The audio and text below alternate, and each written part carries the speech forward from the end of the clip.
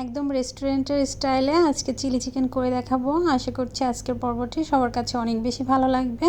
তো চলুন শুরু করি কিভাবে আমি চিলি চিকেনটা একদম রেস্টুরেন্ট স্টাইলে করে থাকি সেটাই শেয়ার করব। প্রথমে মুরগির হাড় ছাড়া যে মাংসটা থাকে ওটা কিন্তু অনেকেই খেতে চায় না, তো এভাবে রান্না করলে কিন্তু অনেক বেশি ভালো লাগে। তো আমি এইটাকে ভালোভাবে ছোট ছোট পিস করে কিউব করে কেটে নিচ্ছি। তো এখানে একটা থাই পিসও ব্যবহার করেছি আর একটা মুরগির বুকের মাংস।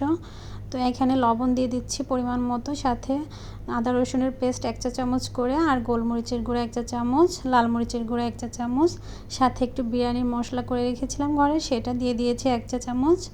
আর এখানে একটা ডিম দিয়েছি আর কর্নফ্লাওয়ার দিয়ে আমি ভালোভাবে ওটাকে মেখে ম্যারিনেট করে রেখে দেব 30 মিনিটের জন্য। চিলি চিকেনটা বানানোর জন্য আমার ক্যাপসিকাম লাগবে, সাথে পেঁয়াজ আর কাঁচামরিচটা আমি এখানে কেটে নিয়েছি।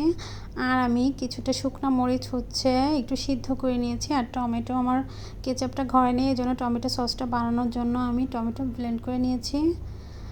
এখন মুরগির যে মাংসটা আমি ম্যারিনেট করে রেখে দিয়েছিলাম 30 মিনিট, সেটাকে আমি এখন একটু ফ্রাই করে নিচ্ছি। তো একদমই অল্প আঁচে ফ্রাই করে নিচ্ছি। উপরটা মুচমুচে হয়ে গেলেই আমি নামিয়ে নিব। এটা কিন্তু হতে খুব একটা বেশি সময় লাগে না। তো মুরগির মাংসটা কিন্তু আমার ভাজা হয়ে গিয়েছে। তো আমি এখানে একটা প্যানে তেল দিয়ে সাদা তেল দিয়েছি, সাথে আদা রসুনের কুচিটা ব্যবহার করেছি। তো দিয়ে একটু ভাজা ভাজা হয়ে আসলে আমি যে টমেটো আর লাল মরিচটা আমি সিদ্ধ করে ব্লেন্ড করে নিয়েছি সেটা দিয়ে দিলাম, সাথে হাফ চা চামচ লবণ আর ক্যাপসিকামগুলো দিয়ে নিচ্ছি। ক্যাপসিকামটা দিয়ে মাত্র 1 মিনিটের মতো ভেজে নিয়ে আমি সাথে এখানে পেঁয়াজগুলো দিয়ে দিয়েছি, সাথে টমেটো কেচাপ, আর সাথে দিয়েছি সয়া সসটা, আর আমি দিয়েছি এখানে সুইট চিলি সস। তো এটা দিয়ে আমি ভালোভাবে নেড়ে চেড়ে 1 মিনিটের মতো রান্না করে সাথে এখন মুরগির মাংসটা যেটা ভেজে রেখেছি ওটাও দিয়ে দিয়েছি। তো এটা রান্না করতে কিন্তু খুব একটা বেশি সময় লাগে না, কিন্তু খেতে অনেক বেশি মজার হয়। তো আমি একটু মাখো মাখো করে রাখবো, এই জন্য সাথে একটু পানি দিয়েছি হাফ কাপ পরিমাণ। তো এখন ভালোভাবে নেড়েচেড়ে মিশিয়ে নিচ্ছি। তো উপর দিয়ে একটু সাদা তিল দিয়ে দিচ্ছি, দেখতে যেমন সুন্দর লাগবে খেতেও কিন্তু অনেক বেশি ভালো লাগবে।